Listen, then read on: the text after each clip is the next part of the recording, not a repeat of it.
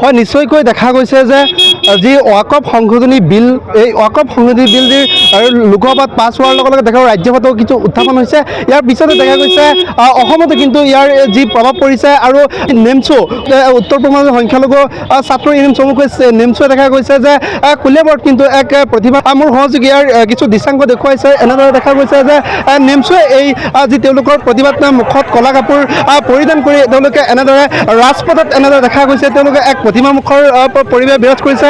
মোৰ সহযোগী ইয়াৰ কিছু দৃশ্যাংক দেখুৱাইছে যে যি ৱাকফ সংশোধনী বিল এই বিলক লৈ এনেদৰে দেখা গৈছে ৰাজ্যৰ ভিন্ন প্ৰান্তত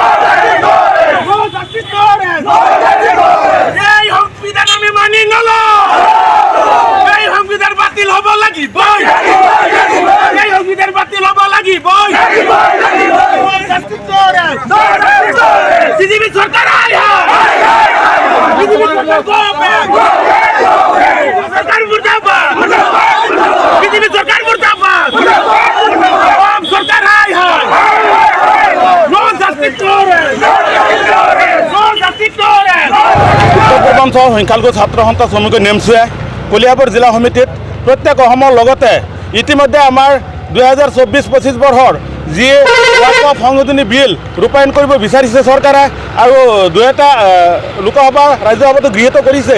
সেই প্ৰতিবাদত আমি কলিয়াবৰ জিলা নেমচোৱা বৰগুলি অঞ্চলত এই প্ৰপাৰ জেগাত আমি ইয়াৰ প্ৰতিবাদ কৰিছোঁ।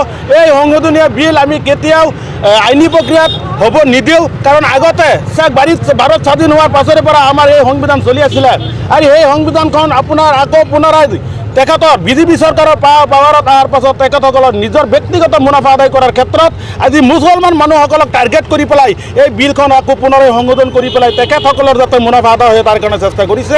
কিন্তু সেইখিনি কিন্তু আমি বিশেষকৈ নেমচোৱে কেতিয়াও মানি নলওঁ। আজি আপোনালোকৰ জৰিয়তে আমি ইয়াত প্ৰতিবাদ কৰিছোঁ। দৰকাৰ লাগিলে ইয়াতকৈ আৰু ভয়ানক যদি গণতান্ত্ৰিক আন্দোলন কৰিব লাগে আমি কৰিম আৰু এই বিলখন যে আমি মানি নলওঁ আজি আপোনালোকৰ জৰিয়তে স্পষ্টভাৱে বিজেপি চৰকাৰ কৈছোঁ।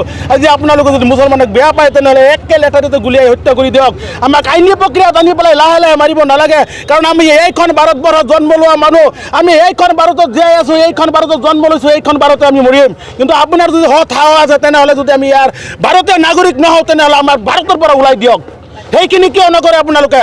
আজি আপোনালোকে কেইদিনমান পাছে পাছে আইন প্ৰণয়ন কৰি পেলাই আমাৰ মুছলমান মানুহক টাৰ্গেট কৰি পেলাই আমাক কিয় আপোনালোকে ধ্বংস কৰি আছে?